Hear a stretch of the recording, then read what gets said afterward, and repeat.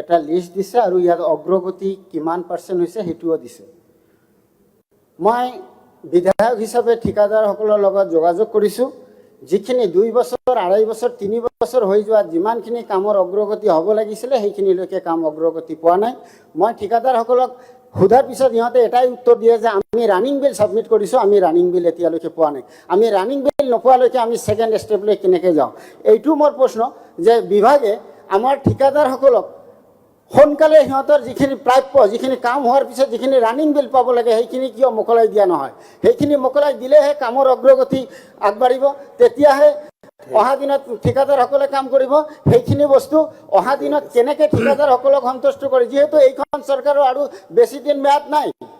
মই নিজৰ বিধায়ক হিচাপে আৰু কিমান দিন এই বিধায়ক হিচাপে থাকিম? সেইকাৰণে মই কৈছোঁ আমি বিচাৰোঁ আমাৰ সমষ্টিত যিখিনি কাম আৰম্ভ হৈছে আৰু যিখিনি হ'ব সেইখিনি কাম সোনকালে ক্লিয়াৰ কৰিব লাগে, তাৰ কাৰণে বিভাগে ব্যৱস্থা ল'ব লাগে।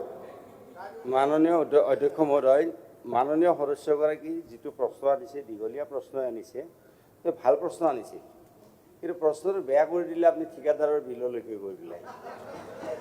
প্ৰশ্নটো সঁচাকৈ ভাল, আৰু মই সেইকাৰণে এটা আৰু মই এক মিনিট ৰ'ব, মই ৰ'ব না,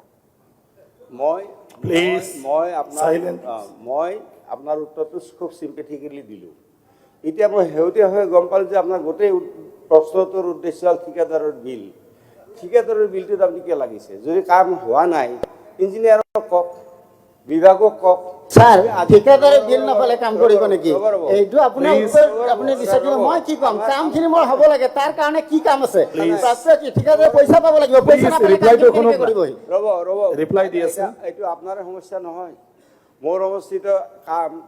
স্যাৰ, আপুনি এডমিট কৰি লৈছে আপোনালোকে টকা দিব পৰা নাই, আপোনালোকে চৰকাৰ ফেইল মাৰিছে নেকি? স্যাৰ শুনক, চৰকাৰ ফেইল মাৰিছে নে মাৰা নাই ৰাইজে ক'ব, আৰু মাননীয় সদস্যসকলে ক'ব।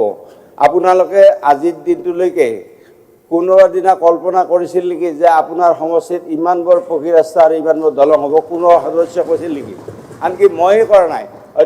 অধ্যক্ষৰ কাৰণে মই এটা সাধাৰণ এক মিনিটত মই ব্যক্তিগত কথা এটা কওঁ যে মই 85 চনৰ পৰা এম এল এ হৈছোঁ। মই এবাৰ বৰনদী, আমাৰ গাঁও এটা চুবুৰী আছে, তাৰে মই চকটো পকী কৰি দিছিলোঁ। 94ত। তেতিয়া গোটেই নলবাৰী জিলাত মানে এটা এনেকুৱা নাম হ'ল যে চন্দ্ৰমোহন পাটোৱাৰী বৰ পাৱাৰফুল মানুহ দেই। বোলে কিয়? বোলে বৰনদীৰ চকটো পাকা কৰি দিছে। তাৰমানে কেনেকুৱা কথা আপুনি ভাবক। আৰু আজি পথাৰত গৰু নিয়া ৰাস্তাও পাকা হৈ গৈছে, হাল বোৱা ৰাস্তাও পাকা হৈছে। ঠিক আছে, থেংক ইউ।